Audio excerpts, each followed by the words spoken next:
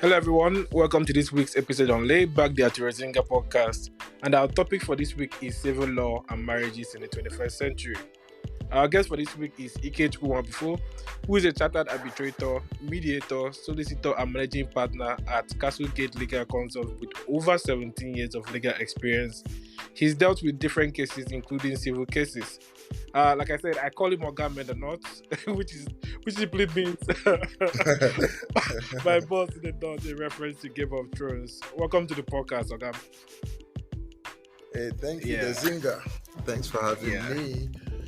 Hello, everyone. Welcome to today's Laid Back podcast. Yeah, so is this your front podcast? Yes, it is. So, well, what are your expectations? What do you think? Well, knowing you, I know the questions are going to be heavy. It's going to be bombastic, and, hopeful to have a wonderful time learning also while I try to put my thoughts out there to others. Yeah, fair enough. We look forward to hearing, learning from you as well. So, but why do you think, let's get right into it anyway, why do you think it's so important to talk about marriage in this century right now? Oh, well, just like every other thing we find currently, there's a lot of information, misinformation, disinformation are out there, which makes it important for us to, take second looks at what's important to ensure that we don't let that get swept away, in the craze of, alternative conversations out there, which make no meaningful contributions to life. So that's why it's good to have such conversations so that we can preserve some of those things that make life worth living and make humanity the best of what it is. Yeah, okay. But before we get right into it, what's the difference between marriage and civil partnership? Oh, well, we look at the existing laws that set up marriage, which requires for some formality in engagement, formality in partnership of persons. So because there are laws that have provided what is a marriage, and the laws usually mostly say a formal registration of that relationship with the laws of the land. So that would be the formality of marriage, as different from two persons who have not gone to register their single unique interest in that relationship with the authorities formally. So that's just a differentiation, because you can have folks who have lived together for 20 years, 30 years, who have children together, who do their activities together, but they failed, to submit that relationship to the formal requirements and registration as provided by the laws of the land. So that's just the differentiation. Whereas marriages, even if they are only 1 week old, we are put through those formal ceremonies provided by law to make them marriage. Interesting. Oh, okay. But why do you think a lot of people opt for civil partnership these days compared to marriage? Oh, well, every law or most laws come with legally enforceable rights and responsibilities. And without shedding the generations we have, most people do not want to have their mistakes or errors enforced against them. So while they look forward to taking benefits that come from the such relationships, they do not want to, for example, paying alimonies if there was a divorce. They would rather just have the separation of parties, all right? So you find most people do not want to be bound by the legally enforceable responsibilities that come with marriage. Although I still have to state this technically, that nowadays a lot of the law courts have started ascribing to parties all those responsibilities that ought to come within marriages, because the law sometimes, under the equity of the law, sees as done what ought to be done. So they will not compel the parties all right, to formalize their marriages or their relationships into marriage, but then they would insist that one performs to the benefit of the other parties all those responsibilities that they should ordinarily do under marriage. Interesting. So, wow. So you think it's because of the consequences of the action? That's why a lot of people are running away from it. Simplistically, yes. Of course, people could give you a variety of reasons. Everyone is a PR Yeah. person for themselves. They try to argue the best cases. They try to take off, illumination from their worst excesses and all. But finally and eventually, it's just to avoid the consequences of marriage as a legal institution. Yes. Okay. Then you mentioned something about generation. So, do you think now that the marriages we have right now in this generation, present generation, do you think there's any difference between this marriage we see now and the traditional marriage we had in our parents' era? Do you think there's any difference? Well, we are still reasonably in our parents' era in Yeah. a way, because I think we are the bridge generation between the analog traditional situation you could describe our parents as, and then the modern AI super fast tech that is the world is evolving into. But to a great extent, the backgrounds that's designed and described and defined our parents still reasonably have roots in our current generations, as much as we have a lot of differences, yes. But with respect to marriage and some other cultural practices, I could say that we still have some linkages, which actually poses one of the biggest problems of relationships and marriages today. Okay, yeah. So I'm going to speak to that when I want to talk a bit of the conflict of cultures that affect marriages nowadays. So yeah, in effect, marriage is the way I see it. I call it the most universal institution in the world, because it's been there from time immemorial, like existing in different forms and across different cultures and civilizations and religions.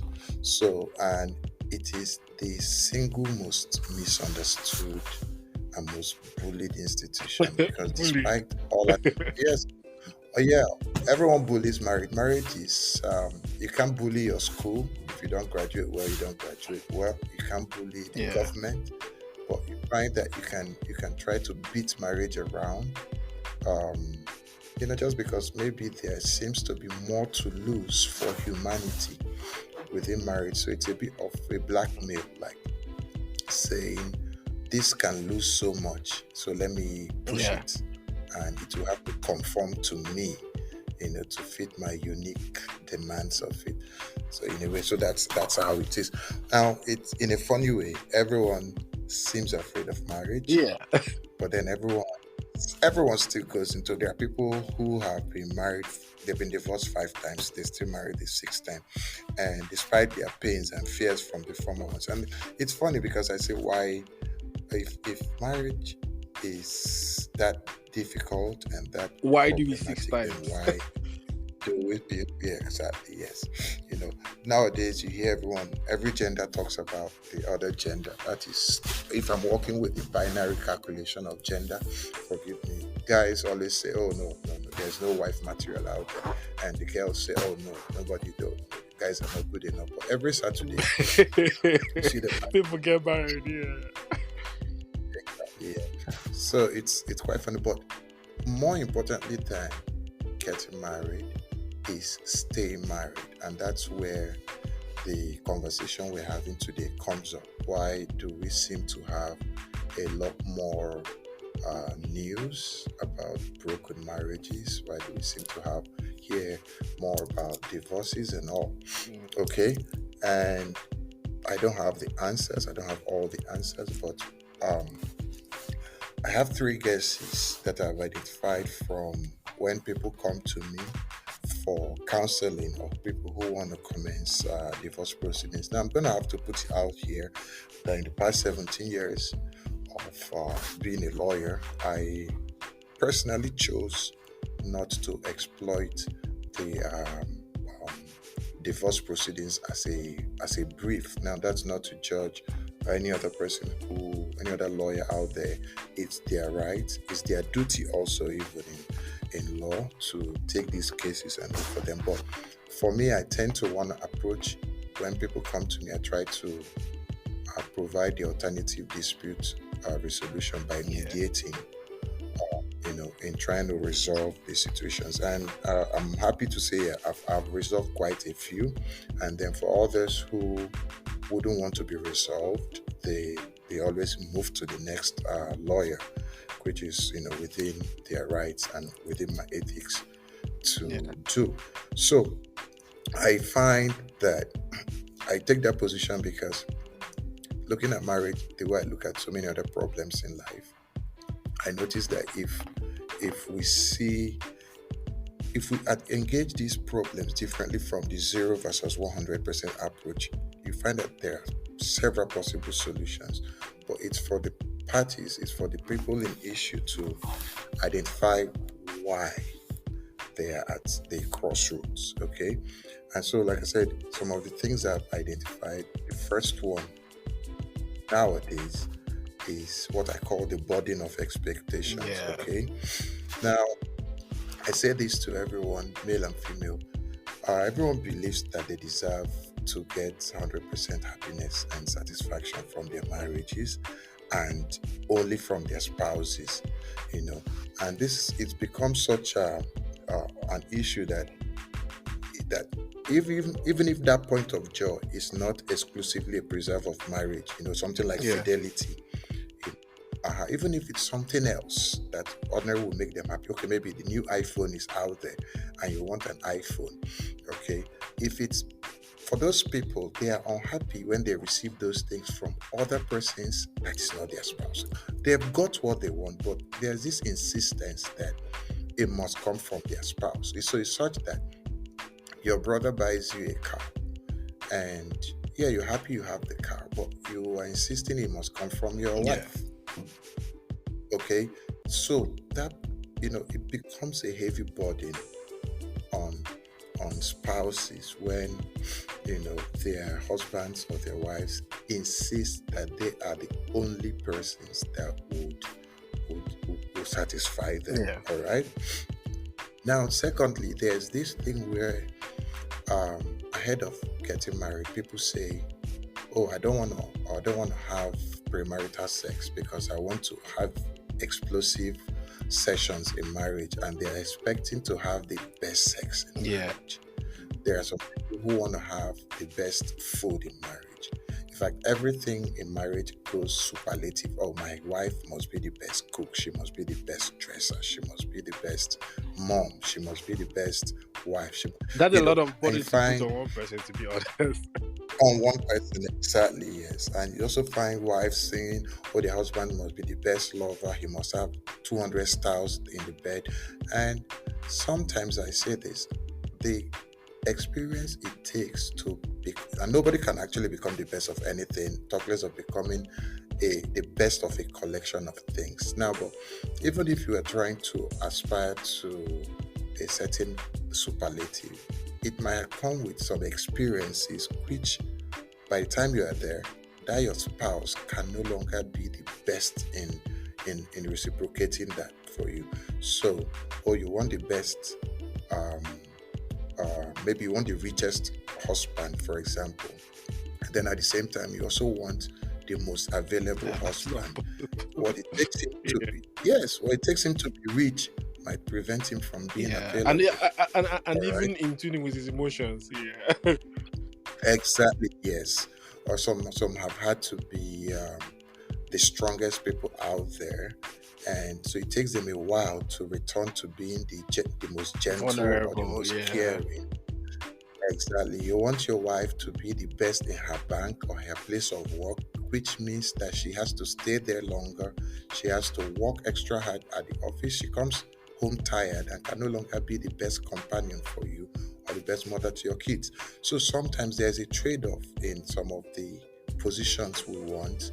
And so these things put pressures on our spouses. So it's one thing I try to tell people, we you cannot get the best from your spouse, and that's all right. It's totally all right. You're not Nobody can be the best, and who are you also to deserve the best? I mean, yeah, everybody has expectations, they are valid. It's not possible, and we have not done any most of us have really not done anything to deserve or earn half of what we expect the other person to be to us, and it's okay still. So where I come in is to say to you that you are not gonna be the best couple in the world, okay? You cannot be the best of anything in this conversation. The best you can be is the best to understand with each Yeah. other. All right. You make that choice. That's what you try to chase in your marriage. That one person who looks at the other person with all their weaknesses and say, "Hey, that's my big head. Hey, that's my snorer." You know, it's yours. Yeah. Because that is what it is. We all come weak and deficient one Yeah. way or another. Yeah. Okay. Yeah. And so the next thing I see currently is what I call the pressure of urgency. All right. In today's world, unlike in the past, everything is fast paced. Everything moves at this breakneck, urgent speed. Everybody wants everything Yeah. right now and this very instant. So the constant need for instant gratification makes it such that delays are punished by the other Yeah. party. You want a car and you want it today, and that means the finances, the economics, the entire structuring that would need to get that car to be bought more efficiently for you is thrown out of the window. The car has to come today, otherwise nobody is happy. So because we have imported that into marriages where everything we want from our spouse cannot wait for tomorrow, Yeah. and also puts that pressure on your spouse to really work on things right now. When they fail to do that, the other party becomes unhappy. Then again, on the issue of the urgency, when you look at the negatives of humanity, for example, in the past, if you were angry at your spouse and they have gone to work, you have to wait till they come back to from work in the evening before you engage, and that wait time provides some opportunity for reflection, opportunity for you to sober up from the initial anger and possibly arrange your words in such a way that you can make sense, you can have some reconciliation. But nowadays, your spouse makes you angry. As they are driving up, you shoot off a WhatsApp chat, you send off a message, and they receive these things in real time. Yeah. All right. Exactly. And they're able to reply to you, so both parties can communicate in the heat of anger, and that's a problem. All right. You also are angry at your wife, for example, and you have to drive 35 minutes to the office before you can talk to your colleague about that, talk to your clique about that. But nowadays, you post it on your Twitter, you put it on your Instagram, immediately the whole world gets to see. Yeah. Such that before there is opportunity for apology, you have already brought out the conversation to parties who have no right To or know. reason Yeah. to have it. Yeah. So that's about the issue of urgency and all that. I try to tell people, tone down for example, I mean, our parents' time, you had to wait till 3 o'clock or 4 o'clock for the TV to come on with a program on NTA, and people learned to be calmer. People learned to manage situations, in a slower, um, more productive Yeah. way. Exactly. We don't have that nowadays. Now, the third issue I see quite, um, you know, I see it manifesting a lot is what I call the conflict of Yeah. cultures. Now, just like what we said about our parents' time and our time, we are in a very confused and confusing epoch in our lives. All right. Our parents, um, in their generation, in their tradition, and the issue of time and speed, they could manage, they made their cultural rules according to their realities. Now, our generation is going fast with ancient traditions. That's on the one part. Okay. Someone could say, hey, my wife has to cook for me. But in the past, of course, there were no restaurants that much. And so you had to kind of rely on food to be cooked at home. And maybe the wife said, oh, sure, I will do that. But nowadays, you cannot have that same tradition of expecting a wife to cook when you can order food through your phone app in and in 5 minutes the food arrives. So some of those measures of traditional culture, which we said this is what a husband should do, this is what a wife should do, have been overtaken by events that were induced by technology. Yeah. All right.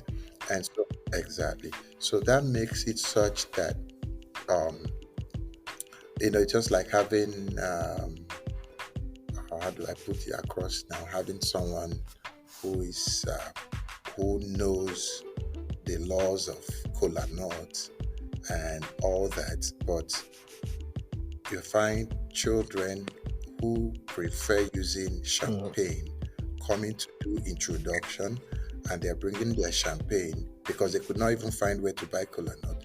They don't value cola nut. And you, the parent, are believing that, oh, these guys have no respect for you because they are bringing in stuff that does not represent value to you. Yeah. All right. So, exactly. And so your opinion of that young person would be, hey, this No young boy respect. has no Yeah. respect. And you can say that to your daughter who they came to marry, that, hey, I can't let you marry this guy because he has no respect.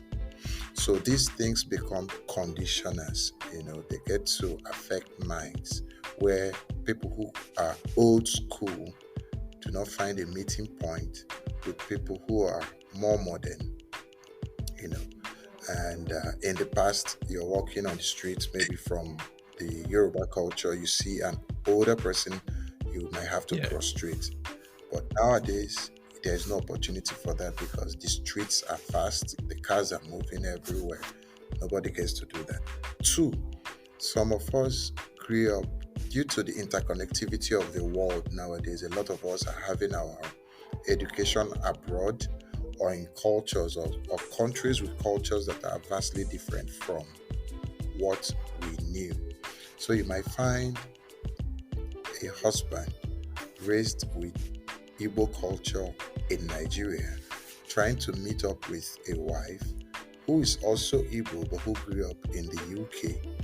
Now, she has a few things she has seen women to be in the UK, and that's a belief that a woman would be like. And then she also sees stuff of how men are in the UK.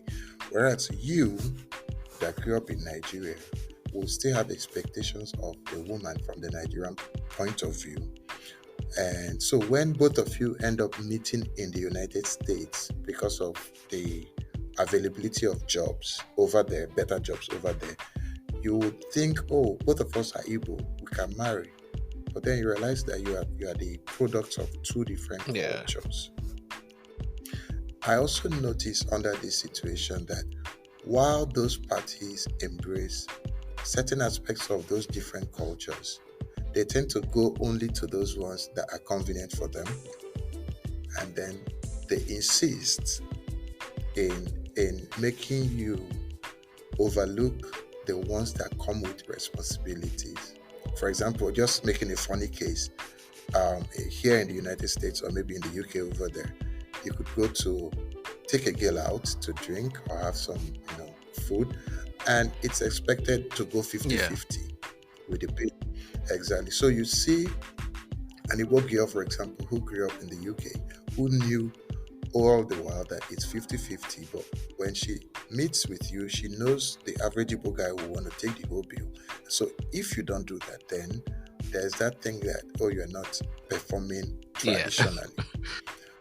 Exactly. So, but within that same expectation for you to perform traditionally, if you make a demand that is traditional according to the Igbo, maybe expecting her to cook all the time, and she will also say, oh, no, I can't cook because coming from the UK, I didn't have to cook.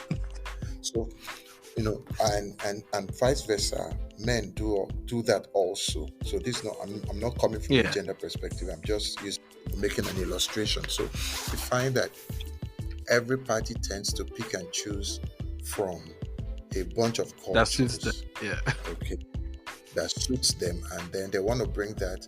Okay, maybe you would have read in the news that in Japan, that maybe a wife has to kneel down to give her husband food and take his shoes when he comes back from work, and you like it, and then you're insisting that your wife, who grew up in Germany, will do the same thing, and when she doesn't, you say, oh no, she's not being a good wife. So I realized that today's marriage has become a kebab, like suya, that's selected from multiple sources of meat. Someone has a stick of suya, there is chicken in it, there is pork, bacon, there is cow, there's beef, there's goat meat, that on that same stick, and then at the same time you're expecting it to be to cook at the same time, to taste the same, and to satisfy both parties the same. That's not possible.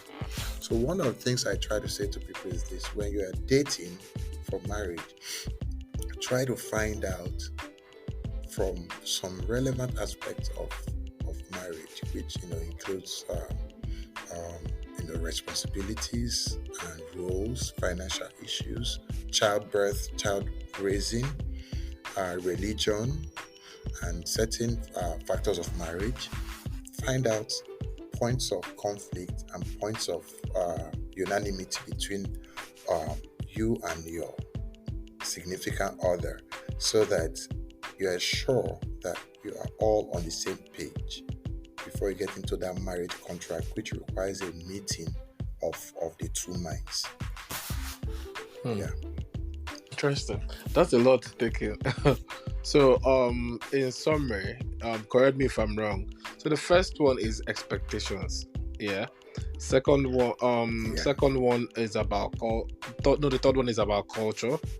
What was the second one? The pressure of urgency, time and Yes, speed. time. Interesting. So, um, that's really really interesting because I'm thinking about it here because I think okay, but I'll mention. I'll pick on the second one because there's something you talked about and it's been ringing in my head. Do you think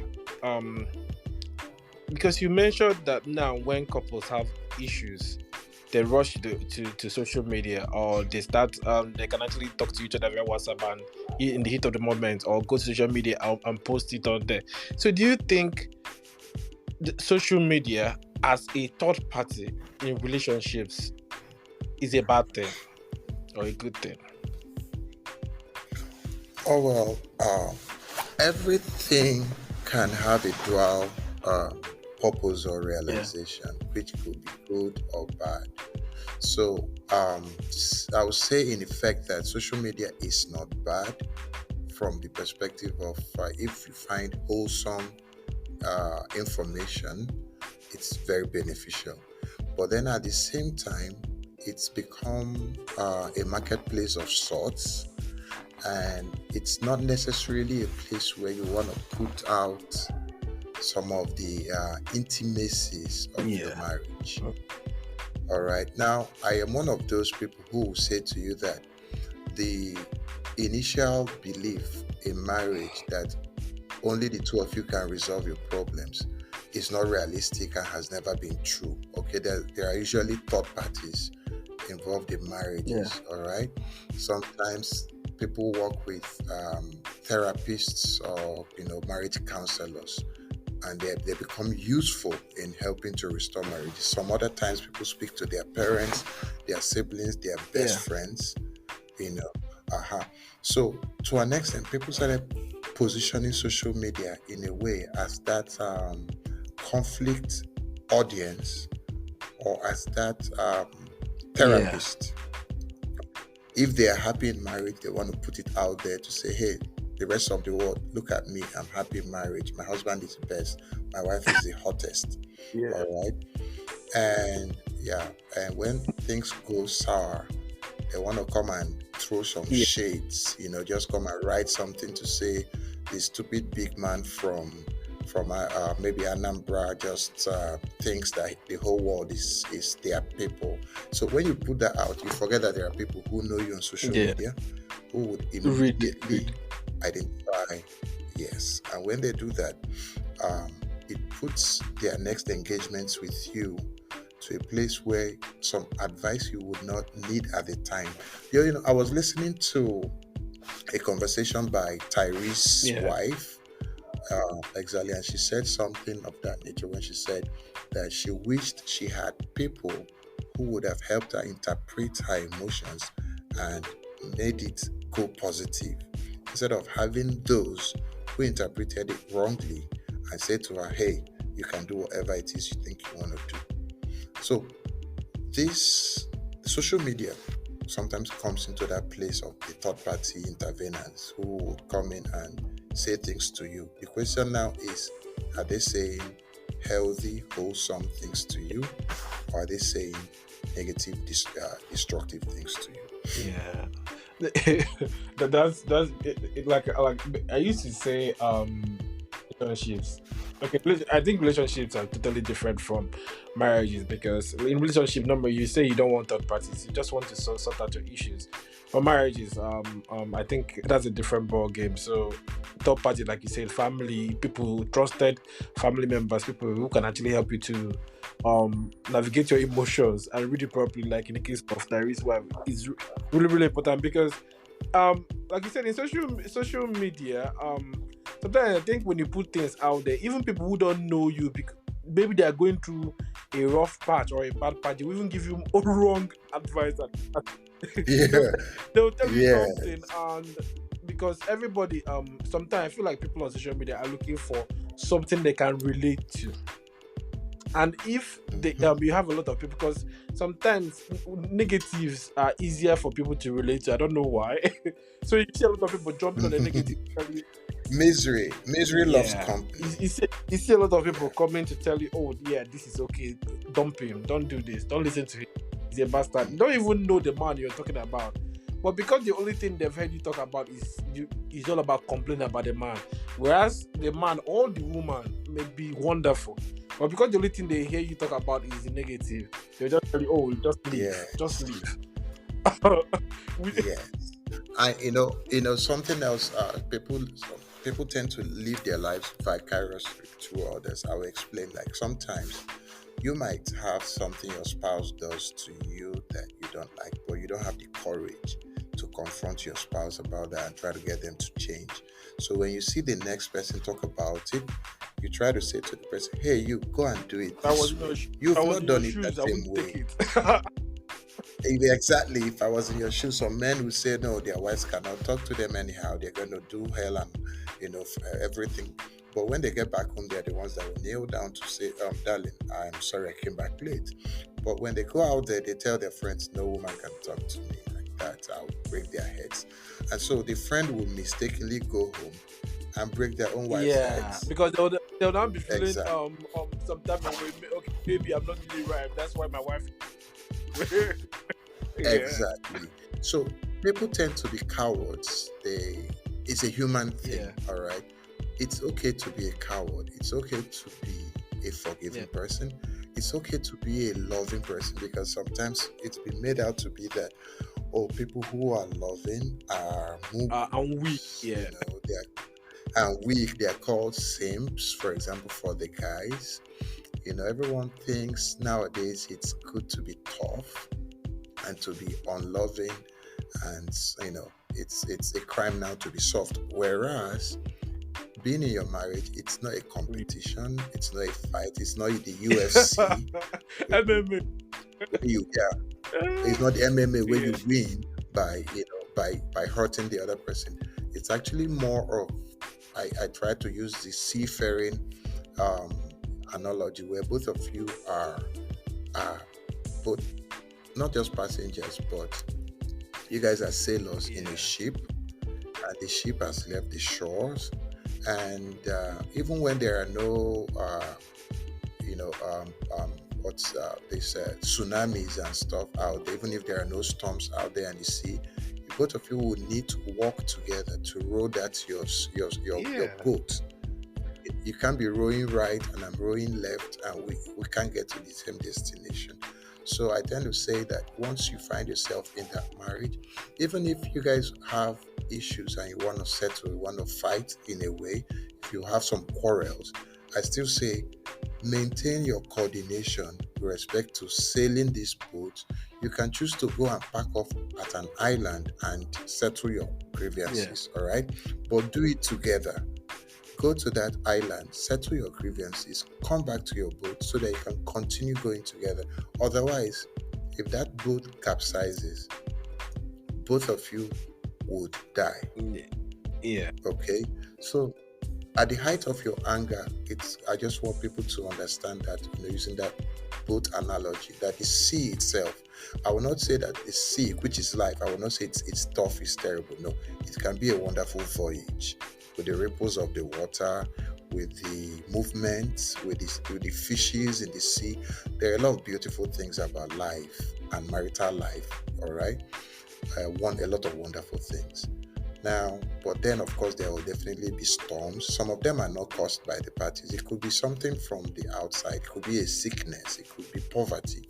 It could be a war. It could be crisis. Sometimes your spouse is unhappy, not at you, but because there was a problem at home. Maybe their mom is sick, all right, their dad is sick. Something happened. So you did not cause that pain, but they might be hurting. Yeah. Okay, and in being hurt, they might lash out at you wrongly. But it's all for you to understand that the key thing you should see is not their action to you, but the fact that they are in pain. If you can, you find a way to help them manage that pain. I've seen people who been in situations where the other party was in that unexplained pain, and they are managing that pain the way they know best how to, maybe by not talking to them for a few hours. And the other party understands fully. They don't try to engage them. They might go help them get the children from school. They might cook for them. They just get something, keep it for them, and just walk away. They allow you to come out from that shell and meet them back where they are. That is when the conversation can go to what happened in the first instance, and then you try to make agreements on how to resolve the next such issue whenever it happens. So it's more or less a continued understanding. That's why I say to people, a choice to understand, even when sometimes the situation doesn't seem understandable. Yeah. So, and it's not easy to do this. It's not easy, because just like you said, you're talking about two people from different backgrounds and cultures. It's not easy. Even if both of them are Africans or even Nigerians or Igbos, as long as they both were raised in different environments, different families, the culture is different. No matter what, because culture is people's way of life. It doesn't necessarily mean to be the traditional way, but every family has a modus operandi. So, coming together of two people, it will cause a lot of issues. One word, anyway. So it's going for them to just meet in the middle to find that understanding that works best for them. But you mentioned that in your 70 years of practice, like you try as much as possible to offer alternative dispute resolution and mediation for these couples. But I'm not sure. Maybe correct me if I'm wrong. I'm not a lawyer, but most of the time, I don't think that's so common and people know so much about it because most of the time they just go straight for divorce. Is it that common? And if what does it say? Um, well, when you look at the alternative dispute resolution, which is mostly conciliation and Yeah, mediation, all right, people have, before approaching lawyers, most times they might have reached out to other parties to provide same yeah, services to them, maybe a friend of the family, maybe some parents, and all that. Um, so I would say it's actually more common for efforts at mediation and conciliation to have happened. But what usually triggers it, makes it a bit more effective when it comes from a lawyer, is because at that point, both parties know they are the edge, that this is about to lead to a final disruption of their home. Okay, they've started exploring that last option, which is court ordered, like divorce. So, except for parties who have totally resolved never, yeah, okay, never to continue, when they get to meet with a lawyer who ordinarily ought to just proceed on a warpath and file the papers and the battle starts in court, and then that lawyer says to them, hey folks, can we take a pause, take a deep breath, and try to see what caused this and what can be remedied yeah, in this? All right. You also be very surprised that as much as nobody promotes adultery and some other possible causes of crisis in marriages, that when you get to the root cause of the pain in the marriage, you even realize that it was not that open act of cheating that was a problem, but some other unresolved issues yeah, underneath, which the other party recognizes. And so when you get the parties to look beyond that open exercise of um, of that bad activity, and you get them to go back to the potential causes. It's never easy, of course. I'm not saying this from a place of that anybody can do it. It's not always easy to forgive things. All right, but you find out that certain management conversations to the parties helps them to see areas of error, helps them to see areas of possible solutions, and then you put some time and constant engagement to it, and you find that a lot of marriages can be restored. Even when you file these cases in court, a lot of the judges, initially there's just judges rule that says that any marriage that's under 2 years, so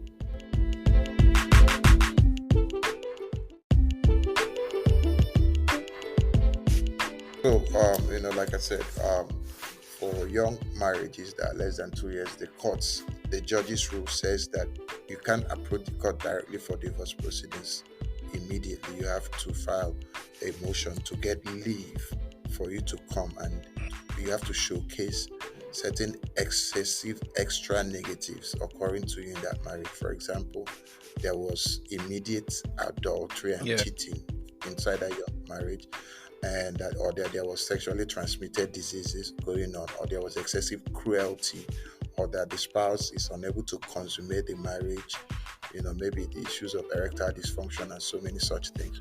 And one reason why the courts did this was that they understood that when two nearly stranger like persons come together, those first 2 years they will need to learn each other. So that sometimes it could be a psychological um, let me put it this way, that you are still not yet familiar with yeah, that person. Okay, and so maybe that's why I did not understand why they shouted the way they shouted. Okay, or that you need more time to learn each other and blend. So when under 2 years, if those extreme positions do not occur, the courts will not want you to divorce. And even when you find older marriages and they get to the courts, the tendency is that the judges will say, okay, yeah, we have seen your petitions. Okay, we have seen your responses to these petitions, but we were going to give you guys 6 months. We want you to explore settlements. Go out there, try and settle. right. Okay. And exactly. So when the parties are, the court will insist that you must talk to people. You must talk to your priests. You must talk to the elders. You must talk to people. The court itself might list out people they want you to talk to. If you don't have any religion or older parents, they say, okay, go and see the therapists and the professional psychologists and marriage Yeah. counselors. All right. And when all these have happened and both parties still return to the court saying, oh, they still want to divorce, the courts usually give what we call a decree nisi, all right, which says, okay, yeah, we agree that both of you are about to divorce, all right, and we're going to say under this decree nisi, we can start saying things like you can have your judicial separation, you can start living apart. Really, you can start seeing if there's some other person you want to see as boyfriend, girlfriend, you can start doing that, really. All right. But the decree nisi has to have a period of about 6 months before they can give you what we call the decree absolute. The reason why the court created that space is that, okay, yes, all of you were angry at each other before, and you have come to us and we say, yes, what this person did to you is not good. Now everybody's happy that the other person has been blamed. And we say, both of you can go apart too. Now that you no longer have the burden of this marriage responsibilities on you, is there a possibility of both of you coming back together due to your old wonderful memories? That's what those 6 months are for the parties to reconsider. Is there anything that has been beautiful in this marriage that is worthy of preservation that will make both parties say, hey, no, we don't want to divorce again? Well, after the 6 months and this does not happen, God gives you your decree absolute and says, we can't help this couple, they can go away. All right. But before things get to that point, I try to tell people this. Understand that even you as a person, you are weak. It's not about two people coming from different homes. You as a person, maybe you are 30 years old as a guy, you think you know all about yourself. You've been in situations where there was a gunshot and you did not run. And so you can say to yourself, I will never run. But someday there'll be a gunshot and you run and you'll be disappointed. Yeah, you'll be very disappointed in yourself and you'll be like, how did that happen to me? So you should also understand that even within yourself, you disappoint yourself with acting different sometimes without explanation. It happens to everybody on the 1st of January when they want to resolutions. New Year resolutions. Something has not been good, you want to change it, and you start the year, January 1, January 2, by January 3, you betray yourself, you do that wrong thing. Then, if you can forgive yourself and continue, why don't you forgive your spouse more? These are factors, and I try to plead these things into the next person. When I personally am also young, I'm in this generation, I'm also married, I'm at how many years of my marriage now? 10 years. I do not have all the answers. I have not always also answered it correctly within my own marriage. All right, because still a learning process. I'm learning, and as I'm listening to others, I'm learning how to be a better person for myself, and so I can be a better husband and father in my marriage. Yeah. But because of time, I know you said you're young, you have a young marriage. What do you think are the 5 key things that are very important for marriage to be successful? Number 1 is patience. Okay. Patience in every way. In everything we do, if we put in patience, it works out. Okay. You can have a fast commitment to objectives, but you have to be patient with the journey. All right. 2, I would say, or maybe let me start with love first. Okay. Before going to patience, because before you commence anything, before you go to eat egusi soup in a restaurant, you order the egusi because you like egusi. All right. So I say this: before you marry someone, make sure they taste like what you like to eat. Someone might like girls with big butts, and they go and marry someone with a big butt, and they try to force the person to be who she's not. Exactly, yeah. So I tell people this, that there is a husband out there for every woman, and there's a wife out there for every man. So you have to try reasonably to position yourself to be around the people you want, and then hope that they too want you, because you can have that conflict of interest where Mr. A likes B type of people, while Mr. B likes, or Mrs. B likes C type of people, and then you find out that it can never work. So look out for what you love, and when you find it, love it. Then that's where you go to number two, which is patience. We are going to fail. We are going to fail ourselves and each other. So you have to be patient to help the person get to the best of themselves. You do not marry today and expect um, to be the way your mom is with Yeah. your father. It took them 30 Get there. years, it took them Yeah. 40 years to get there. You can't get that today. So we have to be patient. Three, or you have to be kind. I said this kindness. People can be kind, but they've been taught not to be kind by the next person. I won't say society, because society is no longer, it's nobody really. Yeah. All right. But when I say be kind, I want people to learn to forgive. There's no any little thing we flare up because it's fashionable to say, "Oh, I'm the angry guy. Everybody's afraid of me." "Oh, I'm the girl that replies everything." Before you say, "Hey, I've told you 100." These things are not important. They don't make for a good life. Everybody regrets it. In fact, let me tell you one truth. If you meet people who have been divorced and you try to speak with them about what they would have done differently, they would have told you they would have been kinder, they would have been more patient. Yeah. Exactly, yeah. So I will not count up to the 4 and 5 because there are so many other possible points out there. There's one I call the discipline of learning. Okay, it's I'll put it in number 4. What I mean by discipline of learning is this. Okay, you have met someone, you guys have married, and you find out that the person doesn't like the way you cook soup. Yeah. All right. Now you could say, hey, the way I cook soup is good, but then there will be constant conflict every time you cook soup. So I would say, if you can, and I can assure you most people can, go and learn how to cook that thing the way your spouse likes it. You can learn it. Now, for some guys, they say, "Oh, why are you angry? I came back late." You always, when we were dating, you knew I always came back late. But now that you are the king of our home, you are the husband to her, you are the only person she now knows, because her parents have packed her bags and put in your house. All right. She doesn't want you to stay so late because it could be for security reasons. She doesn't want you to die. She doesn't want you to get into trouble. All right. Now, you have to learn to come back early. Yeah. All right. Maybe you used to drink 2 bottles of Glenfiddich 100 years. All right. And she's saying to you now, "Please, darling, can you drink less?"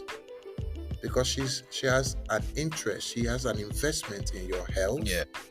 for you to cope, right? For you not to fall sick. She doesn't want you to have the kidney, liver issues and all that.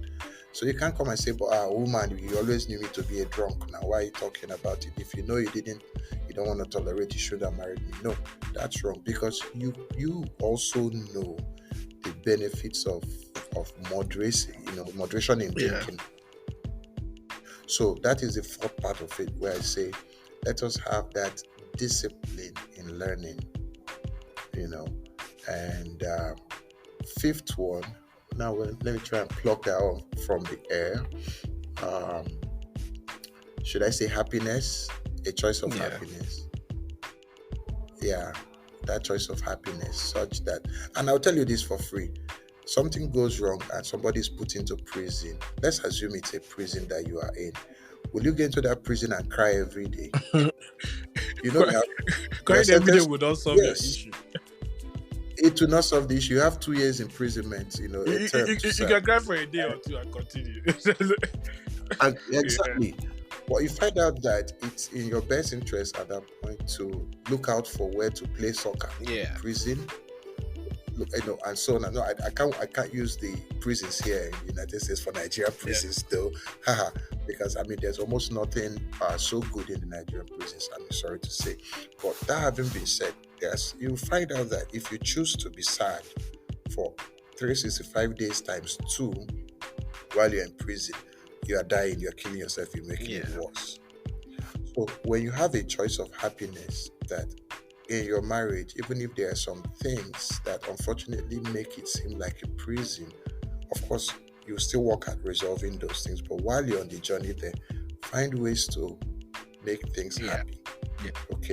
Okay, there's this thing I say. For example, you know that you are the one that brings home water to the house. All right. Now, when you are having your quarrel, on your way home, bring back the same water to the house. You are no longer doing it for her or for him. You are doing it because it's something that you should do, something that makes you ordinarily happy to do. Do it and take the happiness. It's part of from your them. duty. Why? It's part of your duty that makes you complete as as the man of this house, or the woman of this house. All right.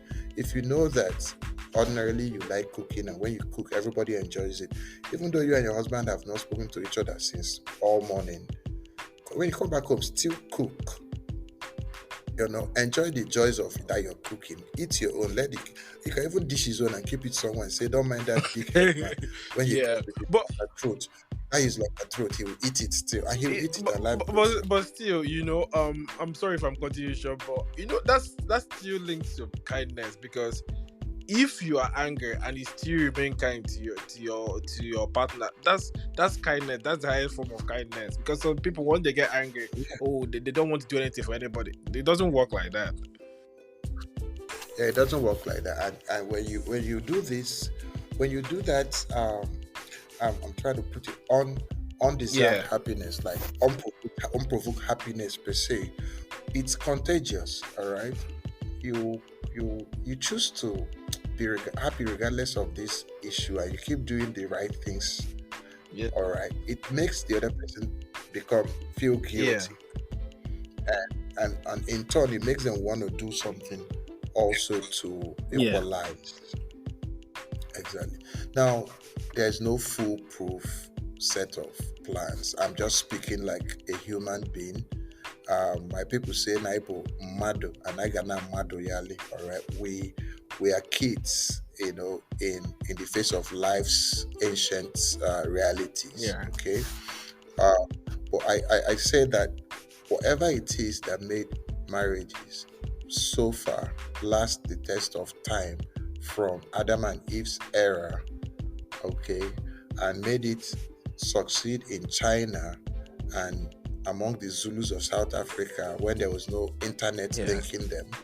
Okay, it made people who were in the North Pole the Eskimos to get married at the same time with the Arabs in the desert, to understand the institution of marriage. And whatever it is a deep and enduring phenomenon, okay, that we should approach it with some form of seriousness.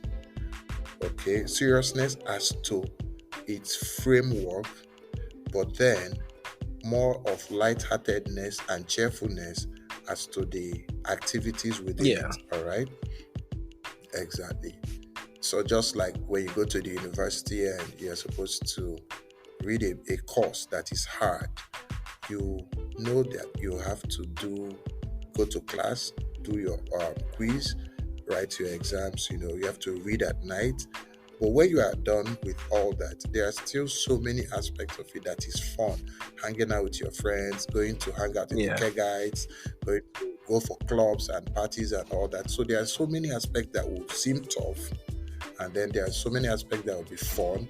But all in all, it is all contributing to that journey of 4 years, 5 years for you to get your degree, which is something good to have. So within marriage, it's a continuous journey. You keep enjoying the easy parts, you keep working hard at the tough parts, and at the end of the day, everything fuses together to give you a wonderful life. Interesting. I really like everything you say, because you said the first one you have to like you have to love is number one, because you have to love whom you married. That's number one. Then kindness. I agree with that. I agree with all the points you made. So is there any final word you want to leave with the audience about marriage? Um, I think I have to say that you know the truth. That's what I'll say to everyone. You know the truth, your truth. You know the truth, and you mostly don't need someone else to tell you to do the right thing. Yeah. All right. It's harsh. It's a bit harsh to say it this way, but if we all sit down and have some sober reflections about how we have positioned ourselves to be not to be satisfied by the next person, we'll take responsibility for the role we are playing in making our marriages less happy. And that's all. That's what I'll say to people. Go back, think on these things. You know your truth. Fix your marriages and enjoy the rest of it. Well, that's really, really lovely and inspiring.